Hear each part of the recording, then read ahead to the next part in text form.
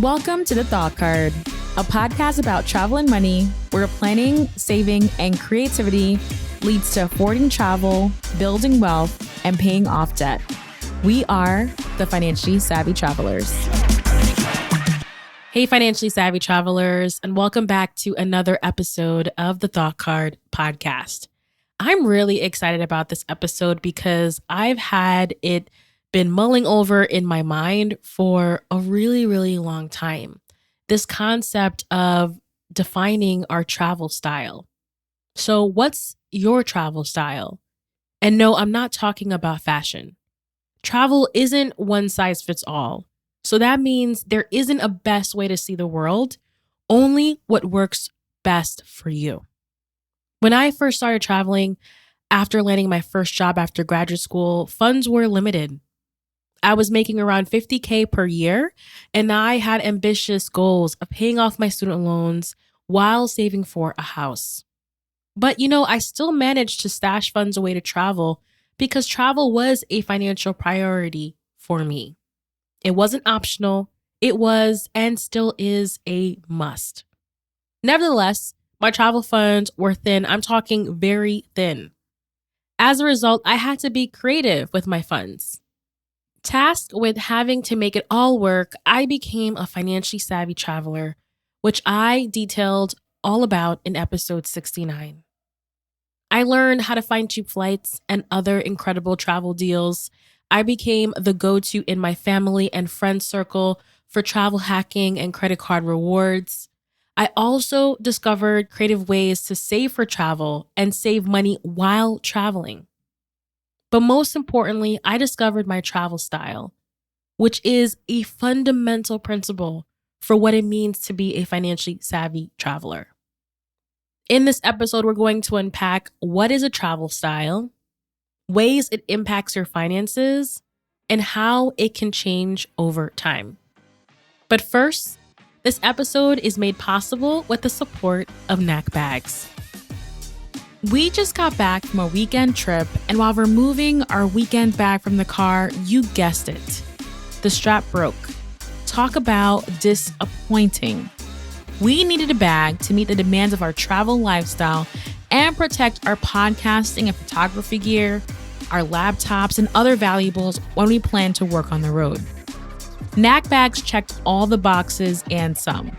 Slim and lightweight for everyday use, but also expands when you need it. Knack Bags are functional, accessible, and stylish. I love that it packs like a suitcase, opening horizontally, so I don't have to dig for items in the dark. We've all been there, right? Get a Knack Bag and use the code TTCKNACK to get a free TSA-approved lock with purchase. Just add the TSA lock to your cart with your Knack Bag, enter the code TTCKNACK, and get it for free. The link and instructions will be in the show notes.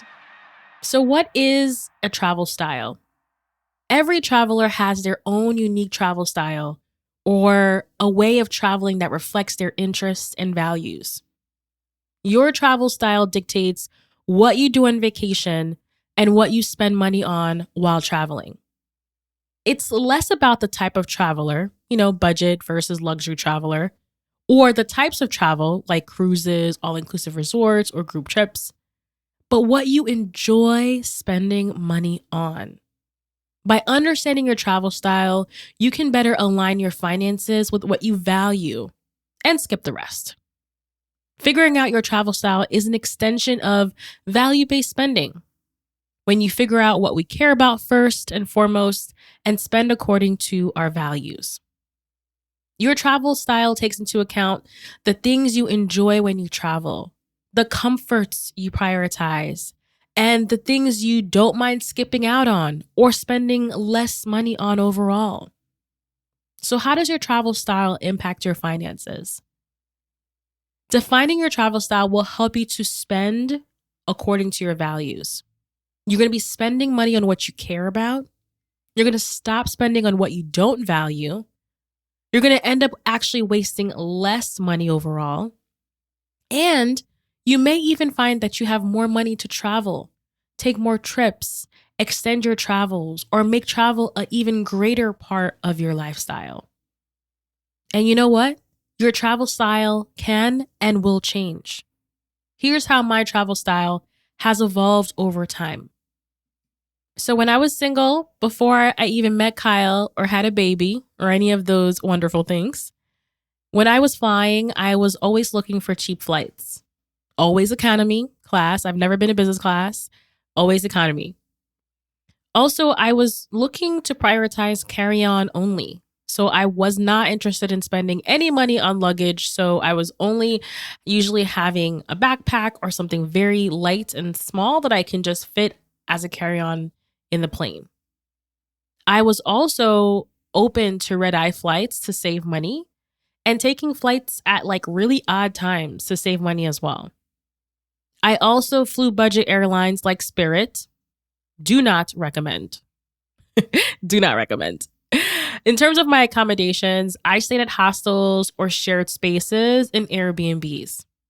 I didn't really care about accommodation, and I was willing to stay further away from the city center to save money on lodging overall. I would take the public transportation or I would walk everywhere. I was known for skipping meals to save money, and the majority of my budget went to activities and things to do at a destination. Now, fast forward, here's my travel style now being married and having met Kyle. So when it comes to flying, I still love a cheap flight. I really do. But when I'm flying in economy, I would rather spend a little extra to have more legroom. You know, I don't want to be squished anymore. And Kyle is also 6 feet tall, so he's not going to appreciate being squished either. I don't mind checking in my bags. I enjoy being hands-free at the airport. And I find flight times that work best for us so we can sleep in and not have to stress and rush to get to the airport at different odd times. We really do enjoy staying at Airbnbs instead of hostels. I don't mind hostels at all, actually, but Airbnbs are a lot more convenient for us. We usually just rent out the entire space, so we have it all to ourselves. And we absolutely do care a lot about where we stay. We want a nice hotel or even a resort. So last summer, I went to Disney World and we actually stayed at a beautiful Disney resort. It was a pretty penny and we enjoyed every second of it. And we didn't mind spending more for that experience. When it comes to transportation, I'm more leaning towards Uber and car rentals. I don't mind taking the train or the bus, but if Uber is there, that definitely piques my interest more these days. And Kyle and I are foodies. We are craft beer enthusiasts. So, nope, we are not skipping any meals when we're traveling. And, you know, outside of travel hacking, the majority of our budget goes to accommodation, it goes to food and drinks, and activities. So as we can see here, things have changed a lot. I enjoy a lot more things than I did in the past. And that's okay. And our travel styles, again, like I said before, it will change. And that is expected. And you know what? I'm really curious to see how my travel style will continue to change now that we have a little one.